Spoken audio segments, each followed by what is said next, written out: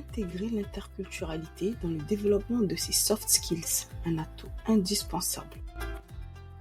Vous êtes-vous déjà fixé comme objectif de développer vos compétences relationnelles, appelées soft skills, associées à la dimension interculturelle de votre organisation?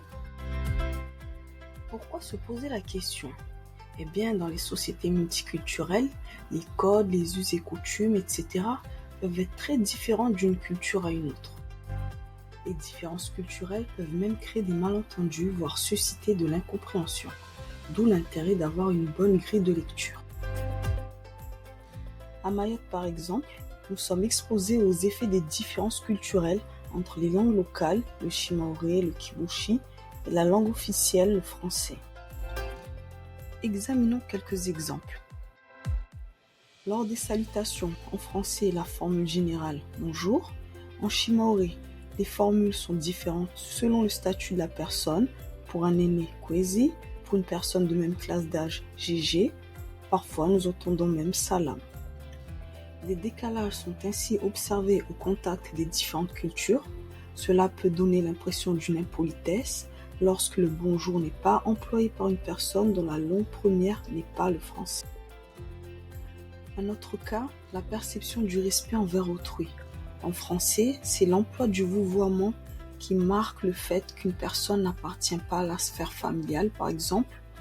En shimaoré, c'est l'intonation qui indique la marque de respect et pas de marqueur de vouvoiement distinct. Ces différences culturelles peuvent parfois créer des distorsions au niveau de la compréhension. Ainsi, l'emploi d'un tu à la place d'un vous peut donner l'impression d'une intrusion, voire même d'une impolitesse. Intégrer l'interculturalité dans le développement des soft skills permet donc de comprendre les différences et être compris, informer ou s'informer au sujet du contexte local, communiquer autour des différences, voire échanger, écouter davantage.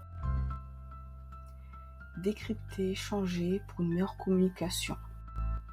Développer ces soft skills dans un milieu interculturel permet une écoute bienveillante, des échanges qualitatifs, une compréhension améliorée. Une communication améliorée favorise les situations de collaboration, encourage le partage d'idées. Une communication améliorée permet de s'initier efficacement à la culture du feedback, c'est-à-dire le retour d'informations, ce qui participe à la cohésion du groupe et à la croissance de l'organisation.